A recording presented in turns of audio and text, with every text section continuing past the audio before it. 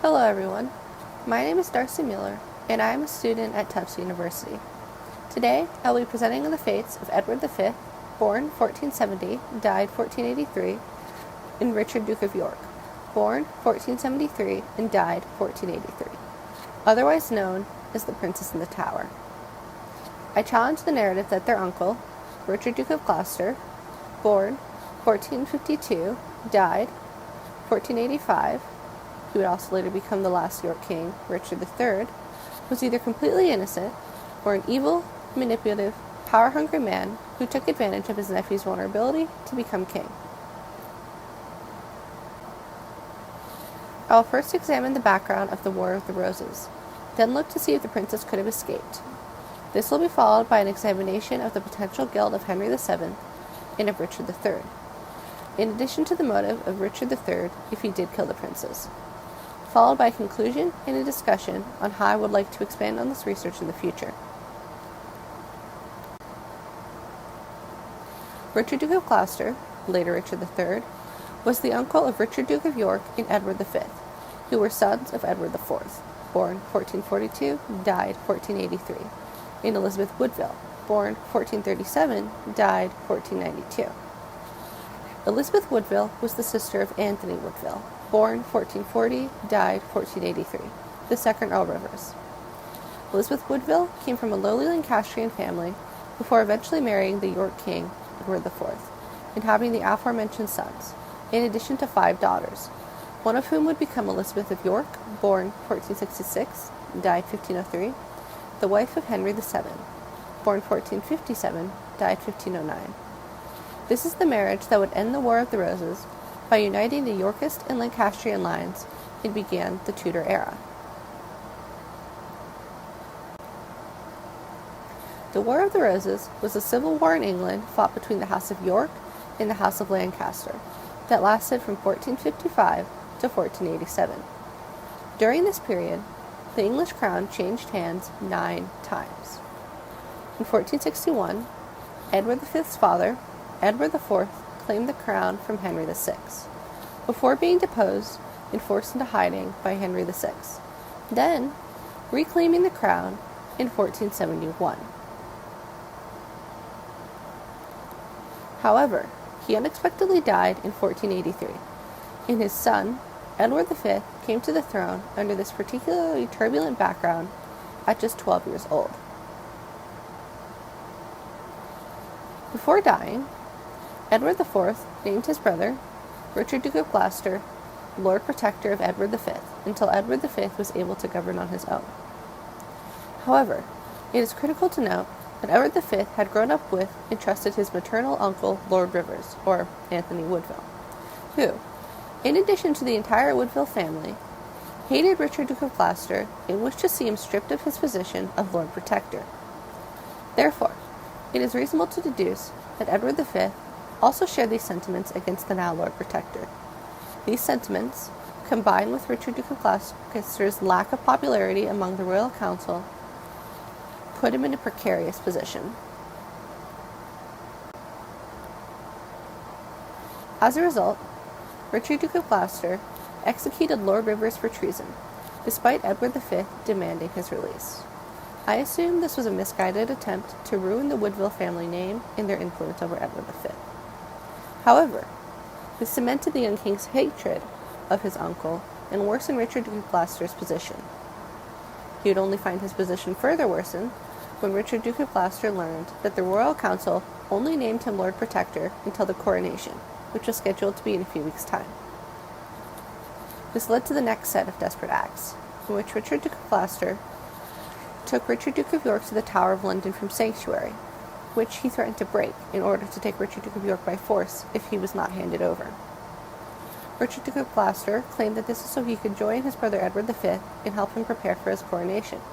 However, he then had the boys claimed illegitimate while they were still locked in the tower and guarded by only his trusted men. Richard, Duke of Closter was then coronated as Richard III in his nephew's place. From this point on, it is only conclusively known that the 2 boys disappeared in July of 1483. Many theories have arisen as to what happened to the princes, of which I examined 3. That the princes escaped and lived in exile, that they were killed by the future Henry VII, or that they were killed by Richard III. I was able to dismiss the theory that one or both princes were allowed to escape, despite this theory being supported by the emergence of two men, both of whom were executed and are now believed to be impostors, claiming to be the lost princes during the reign of Henry VII. I was able to do this through an examination of the time. Richard III rose to the throne during the War of the Roses and watched the previously deposed Henry VI challenge and temporarily claim his brother's throne. Therefore, he would have had an acute understanding of the risk of leaving his potential usurpers alive, even though they were his nephews. Additionally, the princes did not disappear until after a failed rescue attempt in 1483, which would only have cemented that the two princes were a threat if left alive. The second theory is that Henry VII somehow killed the princes through his mother, Margaret Beaufort, born 1443, died 1509. This is supported by his re-legitimizing the princes and marrying their sister in order to strengthen his claim to the throne. However, I was able to dismiss this theory, as Henry VII would have had no reason to kill the princes at the time he disappeared, as he was only looking to restore his title, Earl of Richmond. Additionally, the boys would only be accessed by trusted friends of Richard III, and Henry VII would not have been able to reach them. Furthermore, he publicly announced the death of all challengers to his throne, so the method of the prince's death does not fit in with how he would have killed a challenger.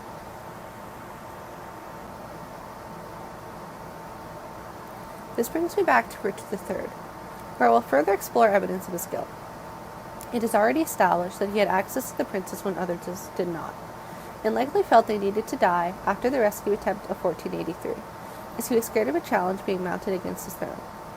The evidence of Richard III's guilt is also furthered by the confession of James Taro, under the reign of Henry VII. The confession was written about and published by Thomas More in his book, The History of King Richard III, which was originally published in 1513.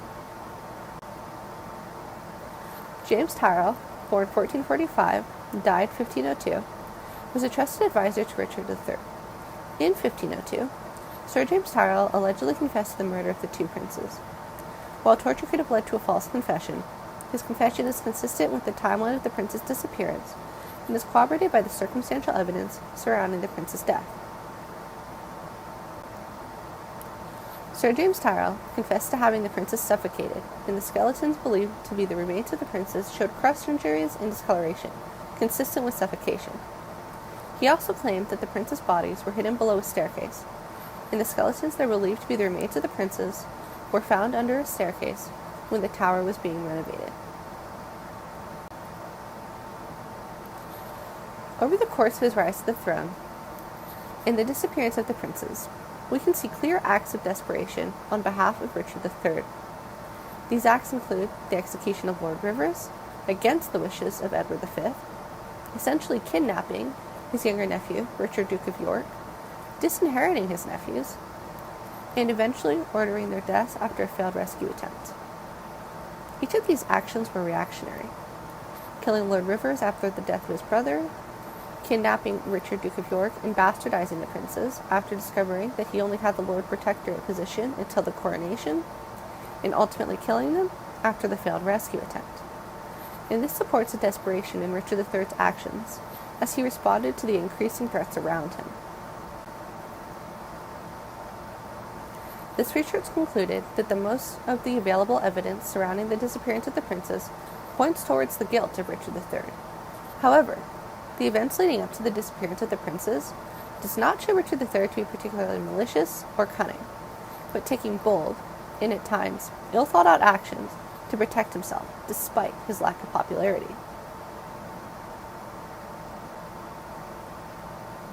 This research is inherently limited due to the lack of available evidence surrounding the issue. It would help all researchers if DNA analysis was done to confirm if the believed remains of the princes are in fact their actual remains. Additionally, a lack of primary sources makes it difficult to conclusively determine what happened to the princes, or to determine any possible motives for the actions taken against them. In addition to the want of conclusive evidence surrounding the fates of Edward V and Richard, Duke of York, This specific research would have benefited from an analysis on the potential guilt of the Duke of Buckingham, Henry Stafford, born 1455, died 1483.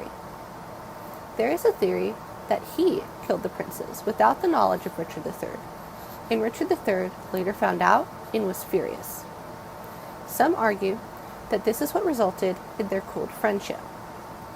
I would explore both whether or not Henry Stafford could access the princes and what other potential reasons there were for his turning against Richard III.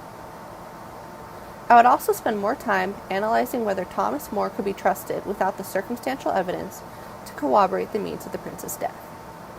As Thomas More, born 1478, died 1535, wrote under Henry VIII, the son of the man who would overthrow Richard III, he had a clear motive for bias against Richard III.